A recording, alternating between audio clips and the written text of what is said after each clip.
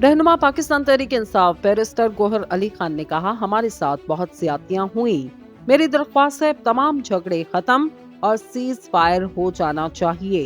इन्होंने बुनेर में कारकुनान से खिताब करते हुए कहा, 175 सियासी जमातों में सबसे ज्यादा बेहतरीन इंतखाब हमने किया। बैरिस्टर गोहर अली खान ने कहा, मौलाना फजल रहमान के 40/40 के कमरे में होने वाले इंट्रा पार्टी इलेक्शन कबूल हैं। सरदारी के ड्राइंग रूम में इंट्रा पार्टी इलेक्शन कबूल।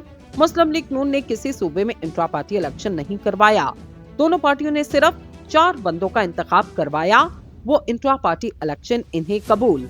रहनुमा पीटीआई ने कहा, तहरीक इंसाफ के भरे मजमे में कराए गए इंट्रा पार्टी इलेक्शन कबूल नहीं, बल्ले के निशान को हम दोबारा बहाल करवा लेंगे। हमें अदलिया और रियासती इदारों से बहुत शिकवे, लेकिन हमने हमेशा अदलिया पर एतमाद किया।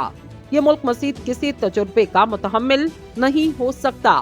अवाम जो फैसला करेगी हमें मंजूर होगा। कारकुनान से गुजारिश है, जिस तरह अब तक सब्र और तहम्मुल का मुजाहिरा किया, 8 फरवरी को इसी तरह सब्र और तहम्मुल का इजहार करें। इन्होंने कहा कि मेरी दरख्वास्त है कि 8 फरवरी को अवाम की आवाज का रास्ता ना रोका जाए।